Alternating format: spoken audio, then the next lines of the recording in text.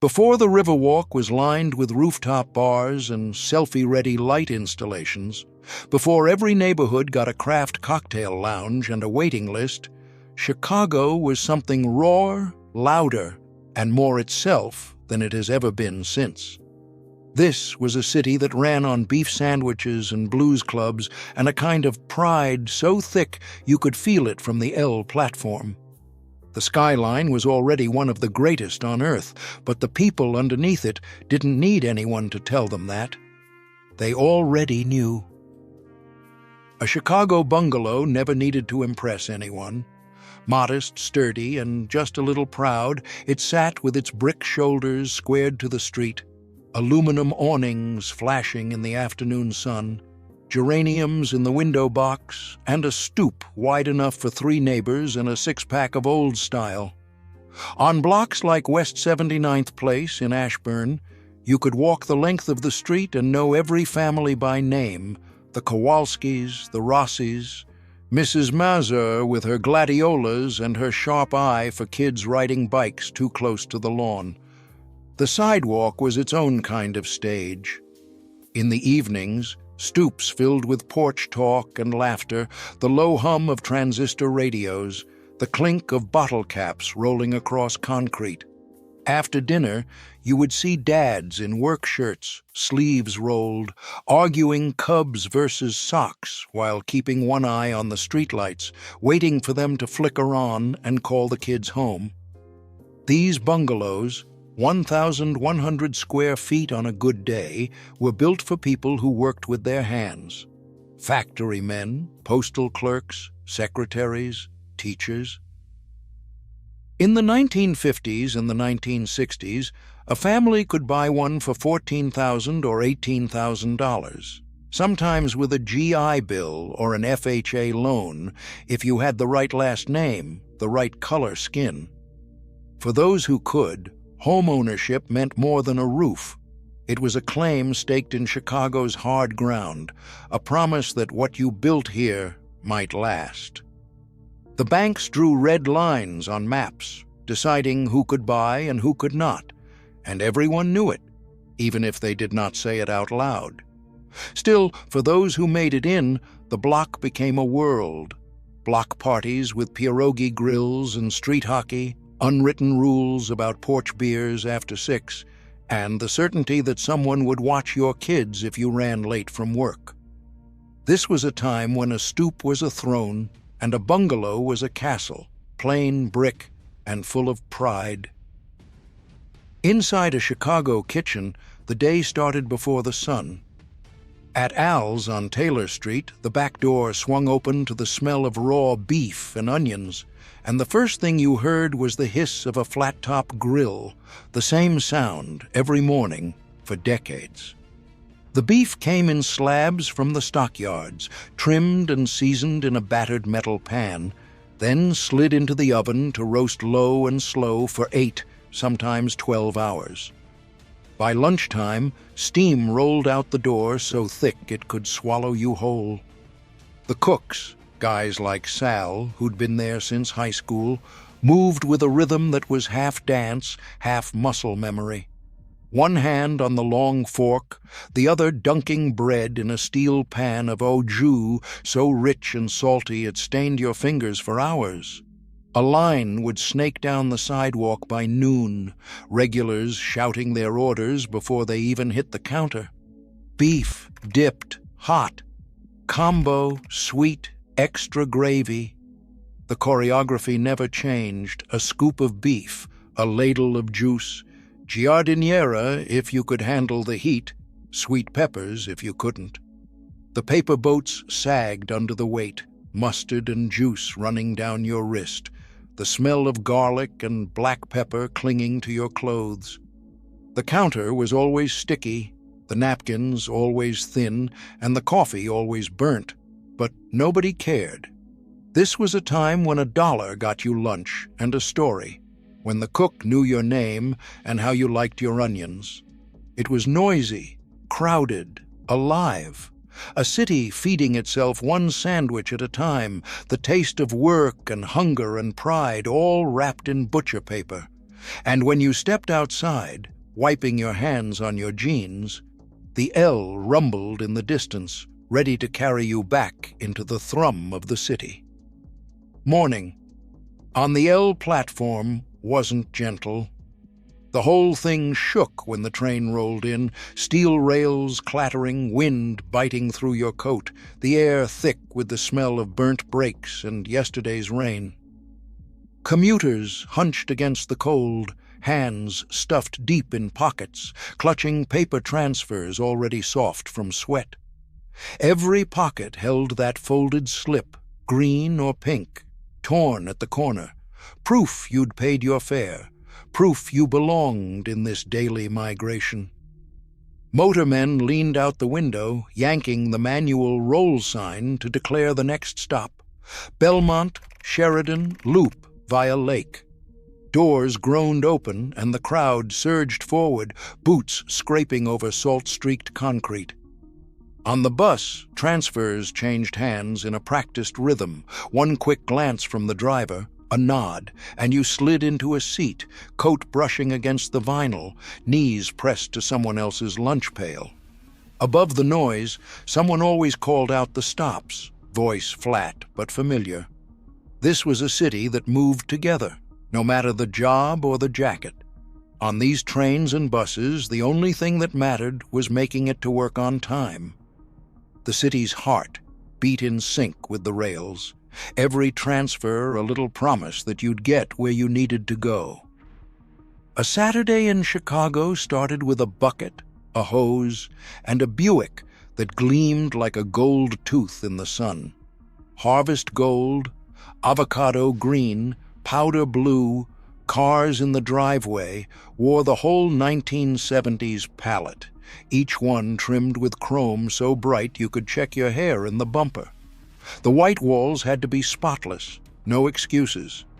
You'd see guys out there in their work shirts, sleeves rolled, kneeling on the curb with a rag and a can of Simonese, Ray Charles on the AM radio, and the smell of turtle wax sharp in the air. At the corner car wash, an attendant named Louis, old enough to remember Packards, young enough to still flirt, would towel off the fenders and whistle along with WLS, his hands moving in time with the beat. He'd point out the best angle for the sun to hit the hood, say, "Now that's a car, kid," and mean it. This was a time when a clean car was more than transportation. It was pride, a ticket to the drive-in or the South Side bowling alley, a reason to roll down the window and let the city see you. The dashboard glinted, the bench seat stuck to your legs, and the radio dial glowed orange as you searched for the perfect song. All this before the first errand, before the first stop at Rose Records or the tavern down the block. Chicago moved on wheels, but it also paused just long enough for a shine and a song. Rose Records on South Wabash smelled like cardboard sleeves and fresh plastic, the air humming with the soft crackle of a needle testing a new .45. Wooden bins lined the aisles, their edges worn smooth by 1,000 hands flipping through stacks, Motown, Chess, Sun, Blue Note, each album promising a different kind of night. Behind the counter, a clerk named Gloria kept a stash of staff picks scribbled in ballpoint on index cards, Muddy Waters, Electric, Raw. Ask for the chess cut. She'd slide a record from its sleeve, set the stylus, and wait for the first riff to fill the store. Kids in army jackets, old men in pork pie hats, high school girls with their hair in rollers, they all crowded in, listening, arguing, sometimes dancing right there between the bins. 2 doors down, the neon hams sign flickered in the tavern window, casting blue light on the sidewalk. Inside, the bar was a narrow room lined with pressed tin ceilings and the low thrum of a jukebox spinning Howlin' Wolf. Regulars nursed old style, fingers stained from pull tabs, the day's Tribune folded beside a jar of pickled eggs. Tommy, who'd claimed the same stool for 15 years, could name every song on the B-side of a chess single. The bartender, Rosie, poured shots with a heavy hand and kept a running tab in her head. No receipts, just trust. Conversation drifted from the Sox bullpen to the price of beef to who won last night's pull-tab pot. This was a time when you could walk in with a few bucks, order a round, and feel like you belonged. When the only thing curated was the jukebox, and the only thing artisanal was the way Rosie sliced a lemon for your gin. Vinyl and neon, wood and glass. These were the places where the city's pulse was measured. One record, one round, one story at a time. At 2120 South Michigan, the front door stuck just enough to let you know you were in the right place. Inside Chess Studios, the air was thick with cigarette smoke and the hum of reel-to-reel machines, tape spools spinning as if they could barely keep up with the sound pouring out of the live room. The ceiling pressed low, stained from decades of late-night sessions, and the walls seemed to sweat right along with the band. Muddy Waters, in a battered fedora, squinted through the haze at a cluster of engineers fiddling with the Ampex board, faders up, red lights blinking, everything set to catch lightning.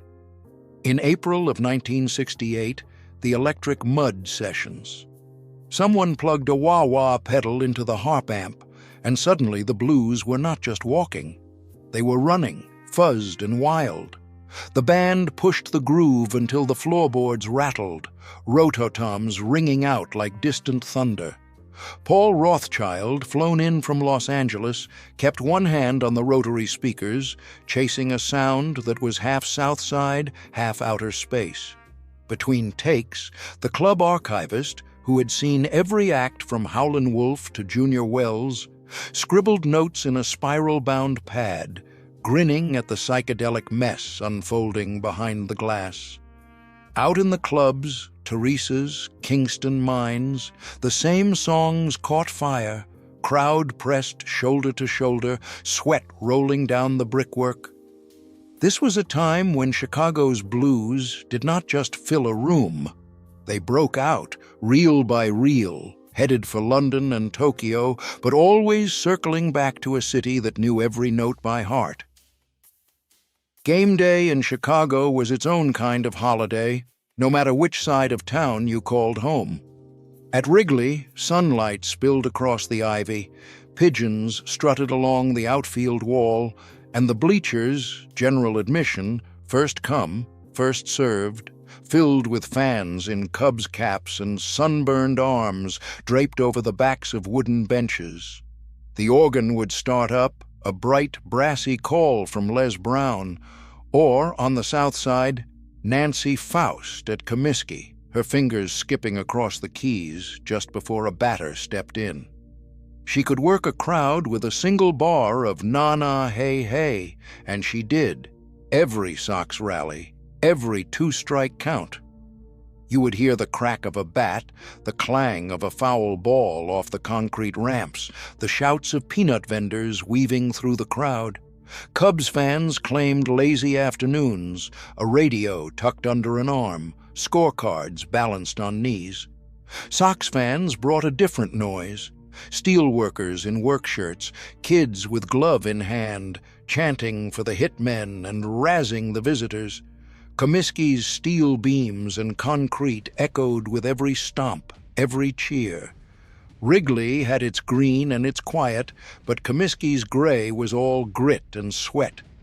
No skyboxes, no curated menus, just Cracker Jack, old style, and the taste of hot dogs wrapped in wax paper.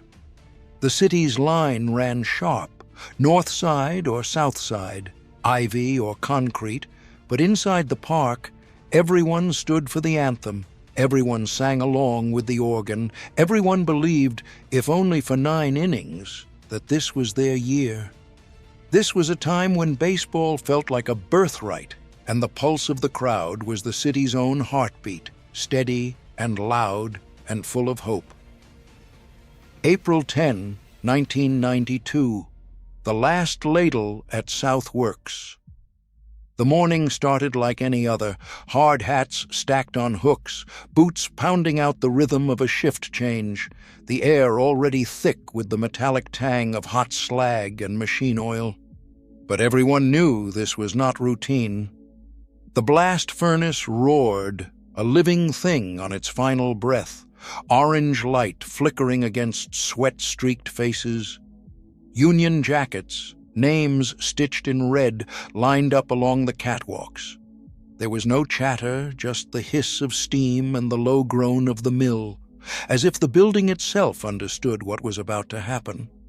1,000 men and women watched as the last heat of molten steel, 1,200 degrees, glowing like the inside of a sun, poured into the waiting mold. It should have been triumphant.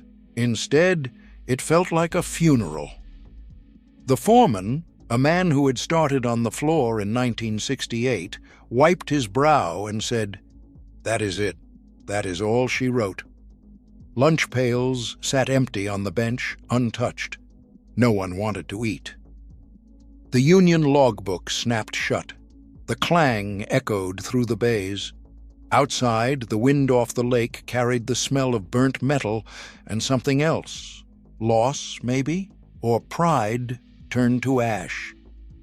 For decades, a job at Southworks meant a house in Hegevish, a Buick in the driveway, a kid at St. Michael's. Now, the gates would lock behind them. The city's heart lost a beat that morning, and everyone who was there could feel it in their bones. This was a time when a factory shift could build a life. By noon, the only thing left was smoke curling into the sky. In those years, the numbers lined up in a way that made the city feel possible. A factory paycheck, maybe $6,500 a year in 1965, could buy a 3-bedroom bungalow in Belmont Cragen for $18,500. That was 2 or 3 years' wages, not a lifetime of debt. The mortgage came with a handshake at the local bank, maybe 7% interest, the kind of deal you could see on a classified page, not just dream about.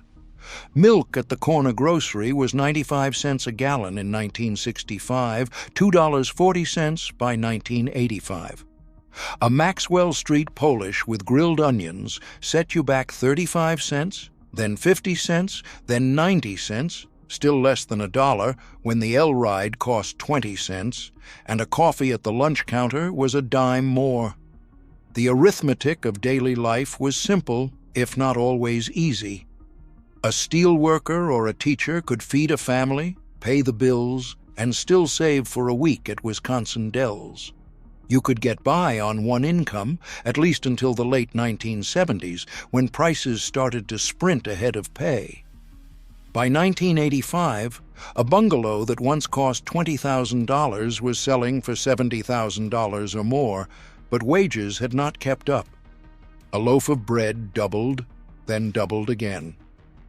The El Fere climbed to 75 cents, then 90 cents, and the city's promise of affordability started to slip. This was a time when the cost of living still matched the rhythms of work and home. When a lunch pail and a union card opened doors, and the price of a house or a sandwich felt like something you could count on. The numbers told their own story, quiet but steady, until they did not add up anymore. A ward office on the southwest side always smelled faintly of coffee and copy paper, the kind of place where a precinct volunteer could tell you the birthday of every family on the block and who needed their sidewalk salted come winter. On election morning, the phones rang off the hook and a stack of green slips sat ready, $2, maybe $5 apiece, handed out with a wink and a reminder to make it to the polls. In 1971, the 14th Ward ran on walking money, and nobody pretended otherwise. The precinct captain would tap your shoulder, press a folded bill into your palm, and say, "Let's get our numbers up." Some called it democracy, some called it buying votes, but in those days, it was just how things got done. If you needed a pothole filled or a tree trimmed, you called the alderman, not City Hall.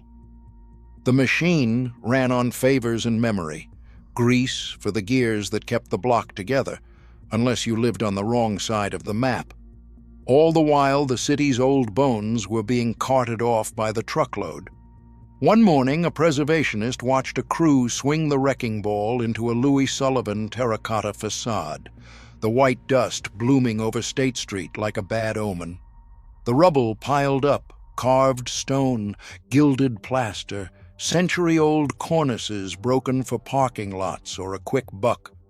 The city let it happen, permit stamped, signatures dry before the last stone hit the ground.